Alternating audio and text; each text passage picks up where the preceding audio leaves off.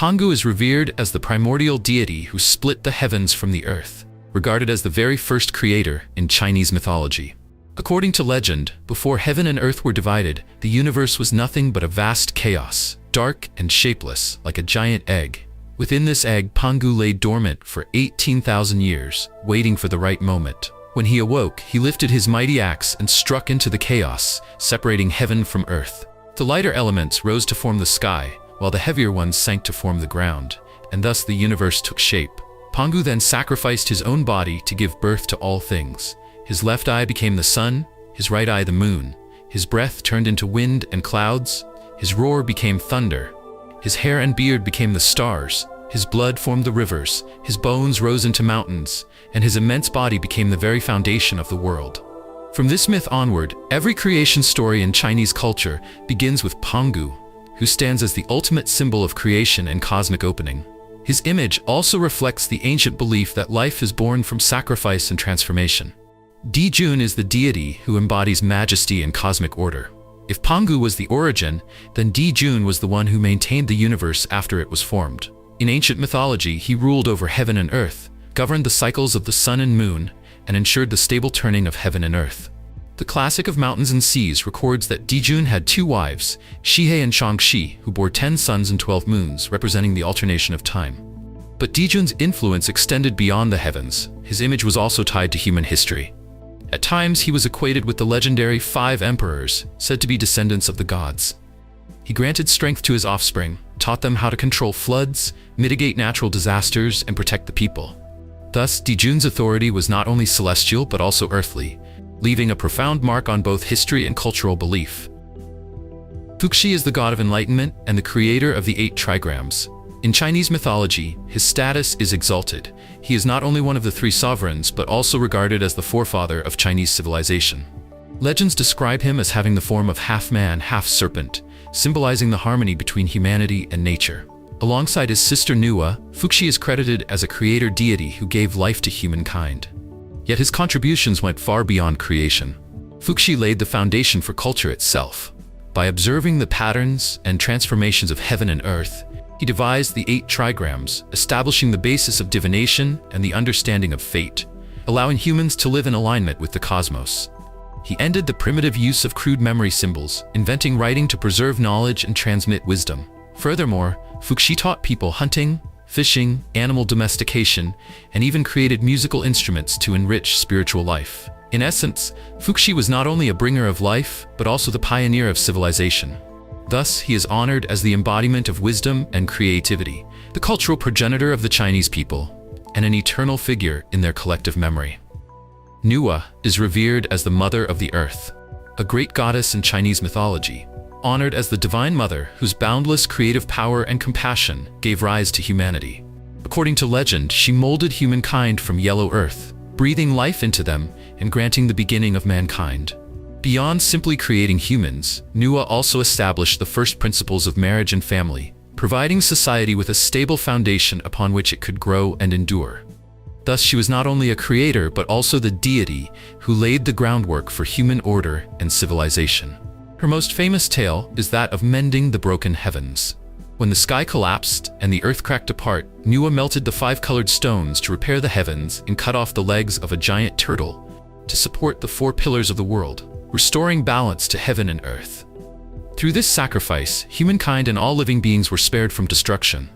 This myth reflects the ancient belief that all life originates from Mother Earth, and that the Divine Mother is both protector and nurturer of mankind. Yan Emperor, also known as Shennong, is the divine ruler of agriculture and medicine. In mythology, he is praised as the one who brought knowledge and tools to humanity, freeing them from the primitive life of hunting and gathering. He is credited with inventing the plow, ushering in the age of farming, and leading society toward greater stability. Yet his contributions did not end there. Shennong is remembered for tasting hundreds of herbs, distinguishing between poisonous plants and medicinal ones. Through his trials and sacrifices, humankind discovered healing remedies, saving countless lives. Beyond agriculture and medicine, he also enriched cultural life, credited with inventing the zither so that music could become part of daily existence, and establishing the first primitive marketplaces where people could exchange goods. His achievements laid both the material and spiritual foundation for Chinese civilization. For this, he is remembered as a symbol of wisdom, labor, and selfless devotion. The Yellow Emperor stands as the ancestral figure of Chinese civilization. In mythology, he was not only the supreme leader, but also the one who united the Huaxia tribes and opened a glorious era of culture and progress. Both a ruler and a brilliant inventor, during his reign he advanced agriculture, technology, and governance. Legends attribute to him the invention of vehicles and boats, the establishment of musical tones, the creation of writing, as well as studies in astronomy, law, and medicine. These accomplishments ushered in an organized and flourishing society, marking the dawn of civilization. The Yellow Emperor is thus revered as the founder of Chinese civilization. For generations since, Chinese people across the world proudly call themselves the descendants of Yan and Huang, with Huang referring to the Yellow Emperor. His enduring influence transcends mythology, living on in the cultural and historical consciousness of the Chinese people. Qi Yu is the indomitable god of war. In Chinese mythology, Qi Yu is remembered as the indomitable god of war and the leader of the Jiuli tribe, renowned for his immense strength and fierce fighting spirit. Legends describe him with the face of an ox, exceptionally strong limbs, wings sprouting from his back, and a massive frame that struck fear into his enemies. He was said to have 81 brothers, each one a warrior with a bronze head and iron forehead, unmatched in valor, together forming an invincible force in the eyes of the people. During the famous Battle of Zhuolu, Qi Yu led the Jiuli against the allied forces of the Yan and Yellow Emperors. Though he was ultimately slain, his resilience and unyielding spirit lived on, passed down through generations as a symbol of courage. In many regions, people still venerate Qi Yu as a war god, seeking his protection and strength. While Confucian texts often portray him as a rebel and a disruptor, in the imagination of the common folk, he remains a heroic figure, an emblem of defiance in the face of power. Donghong Taiyi, the supreme Eastern sovereign, is revered as the highest deity governing the stars and the order of the universe. During the Warring States period, he was a central figure of worship in the state of Chu, honored as the celestial emperor of the heavens. The title Donghuang, Eastern Sovereign, reflects the East as the place of the rising sun, the source of light and life, while Taiyi, Great Unity, comes from Taoist philosophy, symbolizing the unity of yin and yang, boundless transformation and the primal essence that gives birth to and sustains all things. In ancient thought, Donghuang Taiyi transcended physical form, existing instead as the embodiment of the heavenly way. He was both the origin of creation and the force that maintained balance within the cosmos. Rituals dedicated to Donghuang Taiyi were often performed to pray for favorable weather and bountiful harvests. In Qiuan's 9 songs, his image is portrayed as solemn and mysterious, cementing him as one of the most supreme and influential deities in the spiritual and cultural life of ancient China. Gonggong is the infamous water god, embodying both the destructive power of floods and an unrelenting spirit of defiance. According to legend, he was a descendant of the Yan Emperor and once vied for supremacy against Zhuanshu but failed. In his rage, Gonggong hurled himself against Mount Buzhou, shattering the pillar of heaven. The catastrophe caused the sky to collapse toward the northwest and the earth to crack in the southeast, a myth used to explain natural disasters, including floods and other calamities. Gonggong is often depicted with the face of a man and the body of a serpent, exuding a primal, violent aura that symbolizes the devastating force of water.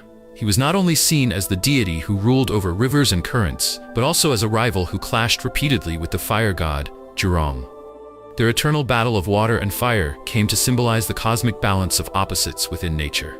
Thus, Gonggong is both a figure of rebellion and a natural embodiment of elemental law, enriching the vivid and turbulent tapestry of ancient Chinese mythology.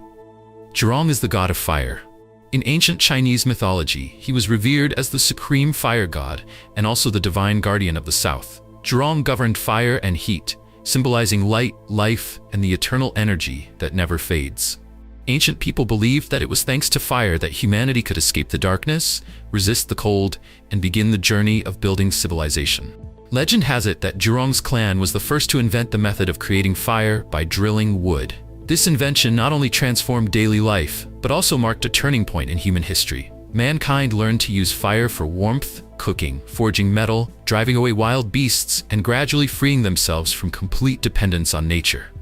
Beyond his role as the fire god, Zhurong was also regarded as the guardian deity of the south, a land associated with warmth, growth, and prosperity.